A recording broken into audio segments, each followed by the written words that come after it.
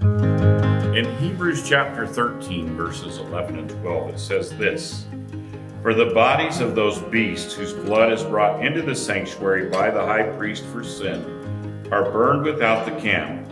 Wherefore Jesus also, that he might sanctify the people with his own blood, suffered without the gate.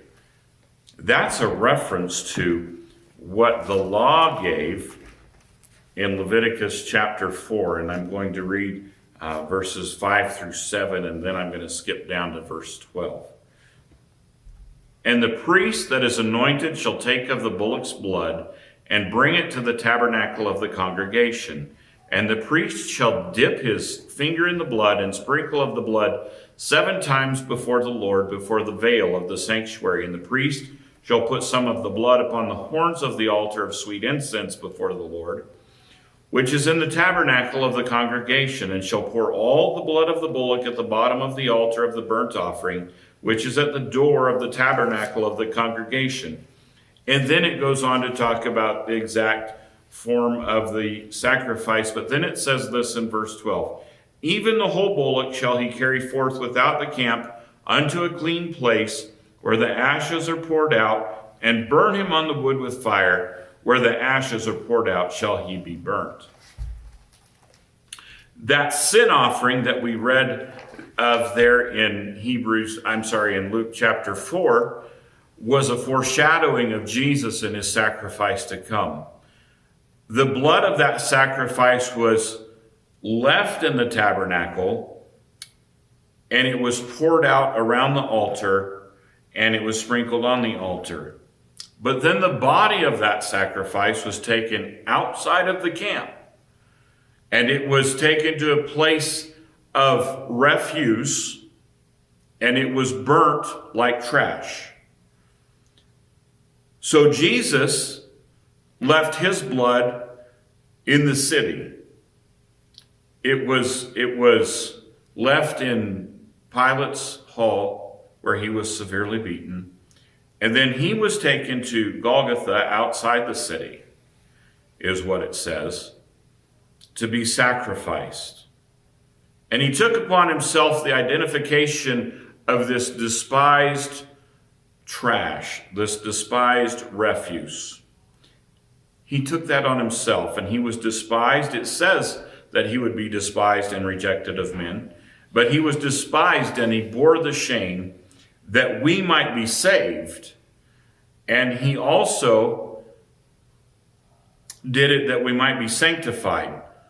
And in a similar manner, we too have to be crucified. We have to bear the shame.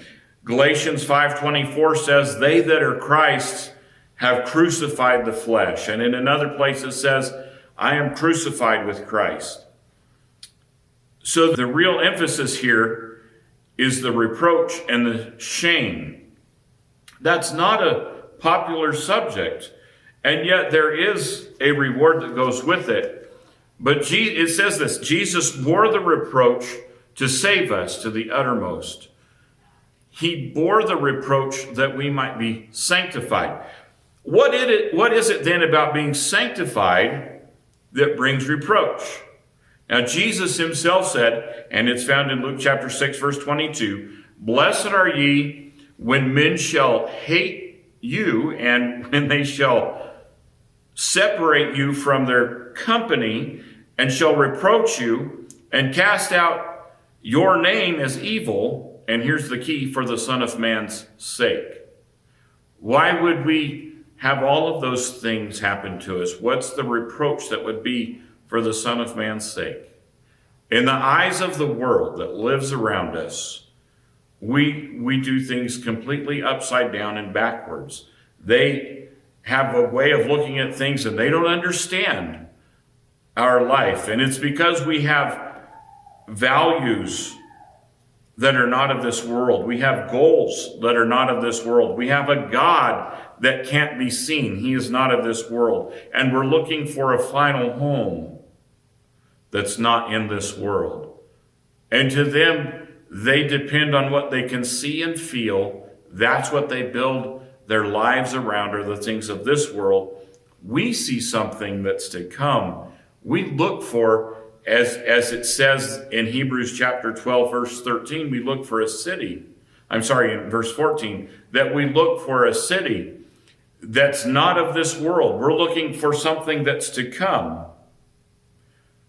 And this reproach then doesn't mean that it's because we dress sloppily or we conduct ourselves in a coarse manner, or that indeed we do our business in a way that would be a reproach. That's not it at all. And there are verses that talk about those things and that we shouldn't live that way. But this reproach is something different. It's not something that we bring on ourselves in any fashion, except that we live in an entirely different way with an entirely different value system and an entirely different viewpoint from the world around us.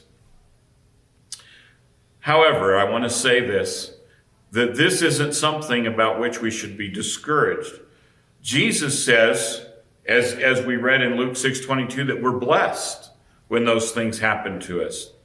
And he sees us and he is pleased with us because we've rejected, as Moses did, he rejected the pleasures of sin and took upon himself the reproach of Christ. And that pleases God. And it also, in Hebrews chapter 13, it mentions there in verse 14 that we have something beyond this world, and we have an eternal home, and we have an eternal reward.